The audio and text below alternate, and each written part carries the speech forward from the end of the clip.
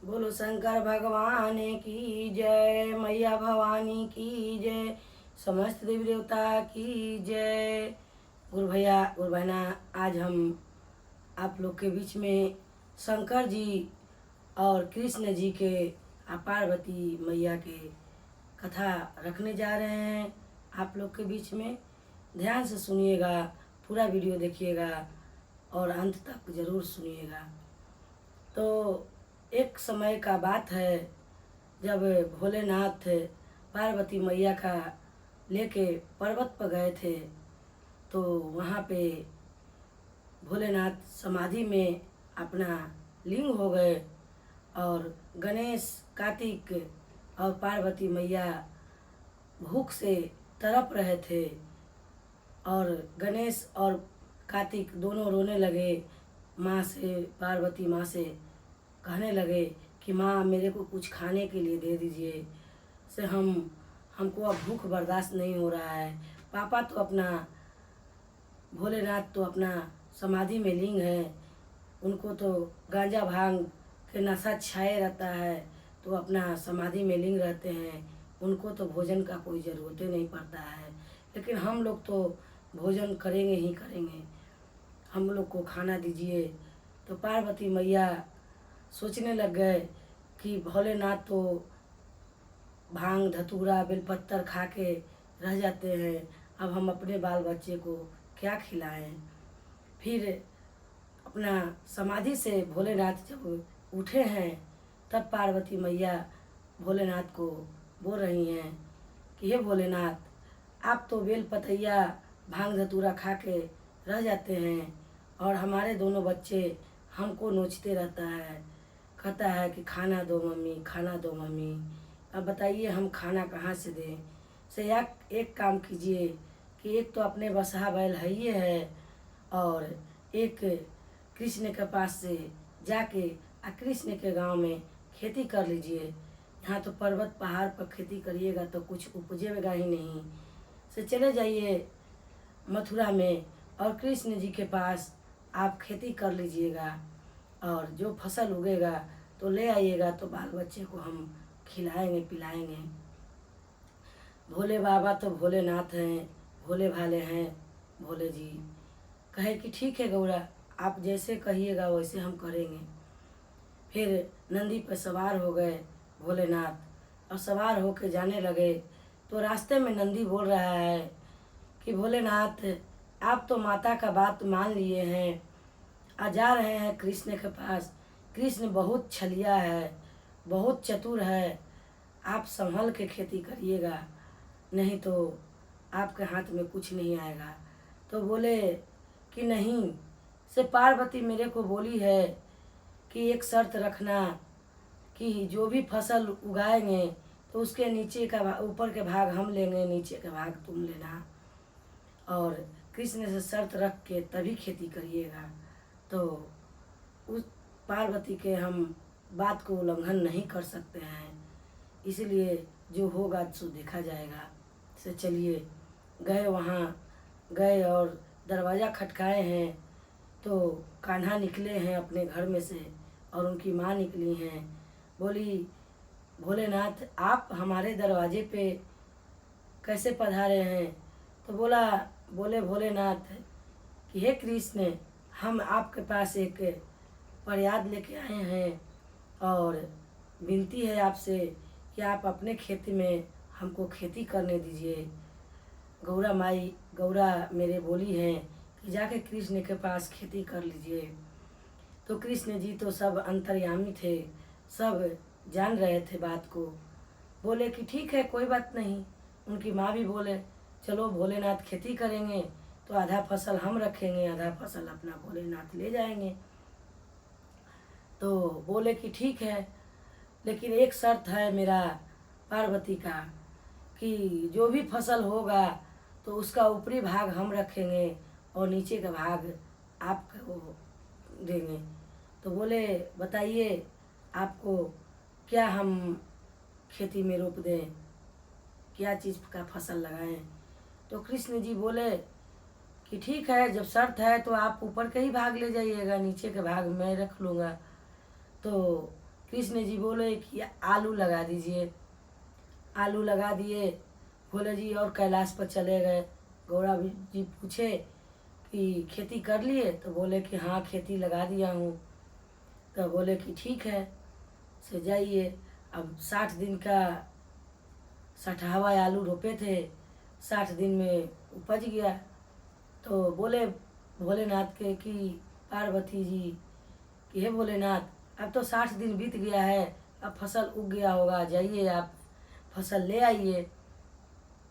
तो भोलेनाथ बोले कि ठीक है हम जा रहे हैं। देखिए गुरु भैया गुरु बहना कृष्ण जी कैसा चालाकी किए कि आलू रुपवा दिए और वो भोलेनाथ भी भोले भाले हैं, वो मान गए और उनकी शर्त पर आलू रोप दिए।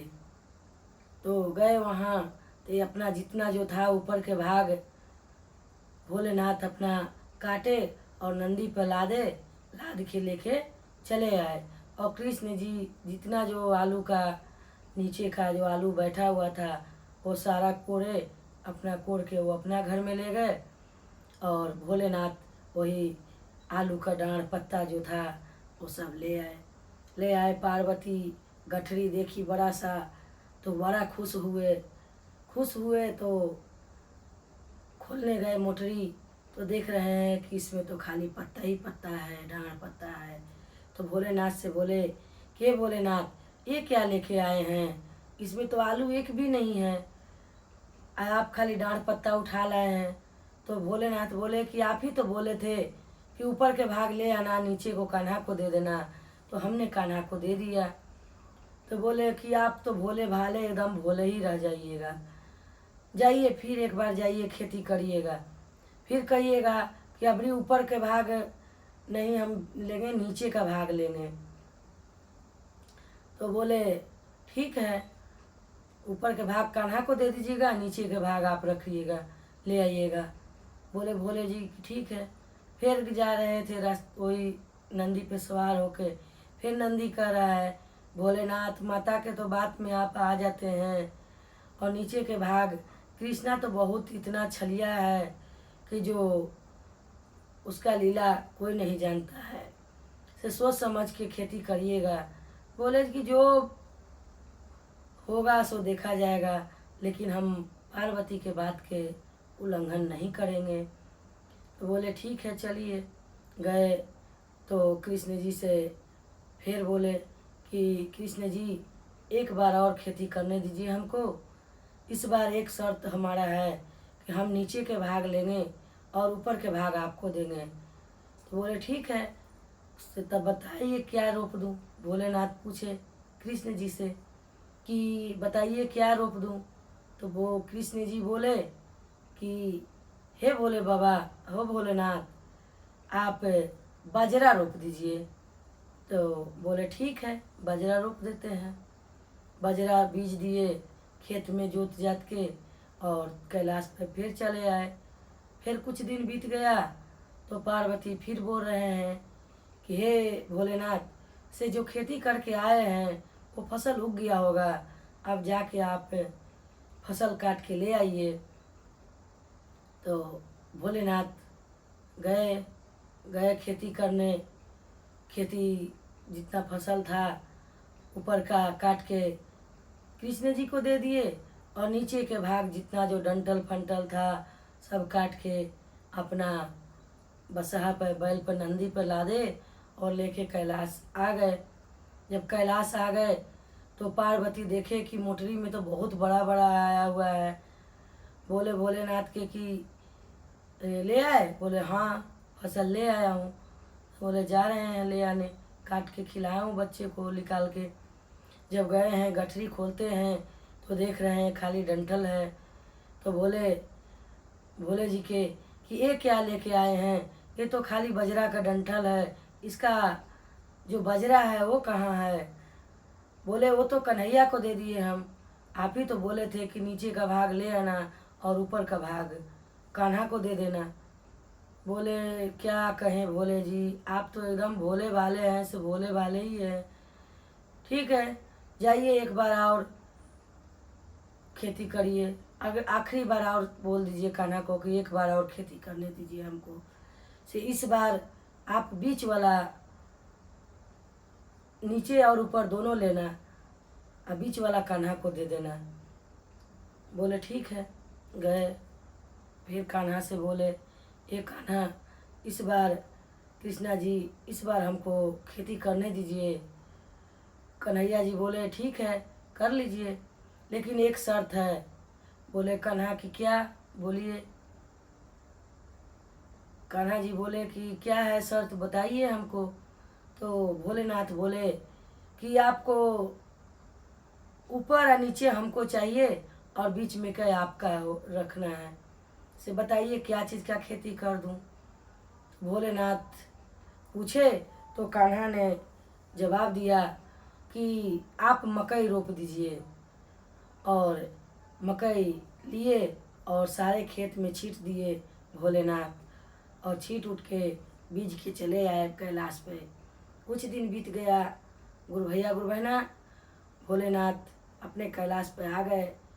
तो कुछ दिन बीता, पार्वती जी फिर बोल रही हैं कि हे भोलेनाथ आप फसल बीज के आए हैं तो जाइए, अब फसल हो गया होगा, ले आइए तो बच्चे को बनाऊं खिलाऊं कुछ। बोले भोलेनाथ ठीक है जा रही हूँ मैं। भोलेनाथ गए, बसहा पर सवार हो गए और गए गए तो नीचे और ऊपर का आप भाग अपना ले आए और बीच का कान्हा का दे दिए। कान्हा को दे दिए और वही डंठल जो था नीचे का ऊपर का बांधे मोटरी कठरी में, और फिर कैलाश पे आ गए। कैलाश पर जब आ गए तो पार्वती बड़ा खुश हुए कि आज तो दो दो तीन तीन मोटरी है, आज फसल बहुत बढ़िया उगा होगा, तभी भोलेनाथ इतना ज़्यादा लेके आए हैं। जब गठरी खोलते हैं तो एक में देख रहे हैं कि नीचे जड़ पड़ा हुआ है मकई का, ऊपर में खोल रहे हैं तो देख रहे हैं कि धान बाल है, पत्ता पुत्ती है। बोले भोलेनाथ ये तो खाली पत्ता ही डंठल है, पत्ता है, इसमें का मकई कहाँ गया, छली कहाँ गया, भुट्टा कहाँ गया।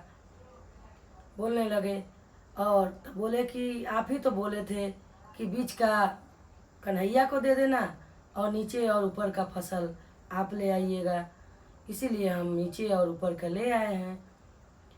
पार्वती माथा पर हाथ धर के बैठ गए। गुरु भैया गुरु बहना सोचने लगे कि भोलेनाथ इतने भोले भाले हैं कि इनको 9 6 का भी पता नहीं लग रहा है कि बताइए जर थोड़ा सा अपना भी प्रयास कर लिए होते भोलेनाथ तो बीच वाला भुट्टा ले आए होते कि उसमें अनाज भी होता, इसमें डंठल में क्या अनाज निकलेगा, हम क्या बाल बच्चे को खिलाएंगे। ये सब सोच के माथा पर हाथ धर के बैठ गए। तब तक कृष्ण जी सब छलिया आइए थे, सारा कुछ जानते थे। वो कृष्ण जी तब तक प्रगट हो गए। तीनों गठरी में, एक में भुट्टा बांधे हुए, एक में आलू बांधे हुए, एक में बाजरा बांधे हुए हैं, और तीनों गट्ठर लेके महादेव के पास पर्वत पर पहुंच गए। देखे पार्वती को माथा पर हाथ धर के तो जाके प्रणाम किए कि प्रणाम माता, आप ऐसे क्यों बैठे हुए हैं माता। तो माता पार्वती बोलने लगी कि क्या कहें कन्हैया बताओ, हम इतने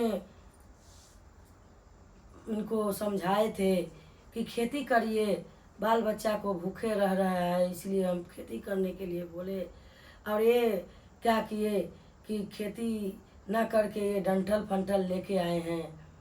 तो कान्हा जी हंसने लगे और बोले कि माता इतना भोले भाले भी नहीं है भोले जी, जैसे आपने कहा था वैसे तो भोलेनाथ खेती करवे किए थे, लेकिन फसल तो इतना बढ़िया उगा था, लेकिन जो शर्त रखे थे शर्त के मुताबिक हमने सारा कुछ अपना रख लिए, जैसे आप शर्त रखते थे वैसे आपका फसल आता था। सो ये देखिए भोलेनाथ तो इतना सारा फसल उपजाए हैं, इसी उसी में से हम लेके आपके पास आए हैं। महादेव का कृपा तो बहुत निराला है, बहुत भोले भाले नहीं है इतना भी कि वो तो अंतर्यामी है, देवों को देव महादेव हैं, सब कुछ जानते हैं, लेकिन ये सब महादेव का कृपा है जो आप शर्त रखे थे, इसी के चलते भोले आपका बात को नहीं उल्लंघन किए और आपका बात मान के फसल छोड़ दिए और जो डंठल पंठल था वो लेके आते थे। तो यही कहानी है शिव गुरु और कृष्ण जी का। गुरु भैया गुरु बहना आप लोग के बीच में हम रखे हैं, इसी पर हम एक भजन सुनाने जा रहे हैं। ध्यान से सुनिएगा और गौर कीजिएगा ये बात पे। पार्वती माई फिर से कह रहे हैं, खेतिया कर ये भोला, खेतिया कर ये भोला, अब न खाइब भांग धतुरावा, खेतिया कर ये भोला, अब न खाइब भांग धतुरावा, खेतिया कर ये भोला। के दिए हर बैल के दिए, के दिए हर बैल के दिएगा, के दिए राम नाम के बिया, खेतिया कर ए भोला, के दिए राम नाम के बिया, खेतिया कर ए भोला। ब्रह्मा दिए हर बैल विष्णु दिएगा, ब्रह्मा दिए हर बैल विष्णु दिएगा, राम दिए राम नाम के बिया, खेतिया कर ए भोला, राम दिए राम नाम के बिया, खेतिया कर ए भोला। अगल बगल रुपया भोला भांगिया धतुरावा, अगल बगल रुपया भोला भांगी तुरावा, बिचावा में रुपया बासमतिया, खेतिया कर ए भोला, बिचावा में रुपया बासमतिया, खेतिया कर ए भोला। पहिले तो रहली भोला दोई रे परानी, पहिले तो रहली भोला हम और तू ही, अब भैले कार्तिक गणेश, खेतिया कर ए भोला, अब भैले कार्तिक गणेश, खेतिया कर ए भोला, खेतिया कर ए भोला, खेतिया कर ए भोला, अब न खाइबो भांग धतुरावा, खेतिया कर ए भोला, अब न खाइब बेलपतैया, खेतिया कर ए भोला। गुरु भैया गुरु बहना पार्वती माई फिर से कही कि खेती करना, लेकिन अपना अगल बगल में भांग धतूरा रोप लीजिएगा, लेकिन बीच में बसमतिया धान रोप दीजिएगा, जो कार्तिक गणेश हमारे बबुआ लोग खाएंगे। यही शिव गुरु का महिमा है, कथा है, और आप लोग के बीच में हम रखे हैं। पूरा कहानी सुनिएगा भैया गुरु बहना, और चैनल को सब्सक्राइब कर दीजिएगा, जितना हो सके शेयर कीजिएगा। हर हर महादेव आप ज़रूर लिख के बताइएगा हमारे को कि कैसा लगा आपको भजन। इसी शब्दों के साथ अपना चर्चा विराम देते हैं। पहला में दया मांगते हैं, दूसरा में चर्चा करते हैं, तीसरा में नमः शिवाय से प्रणाम करते हैं, फिर से अपने गुरु के चरणों में प्रणाम करती हूँ, मेरा प्रणाम स्वीकार हो। माता पार्वती के चरणों में प्रणाम करती हूँ, मेरा प्रणाम स्वीकार हो। हर हर महादेव।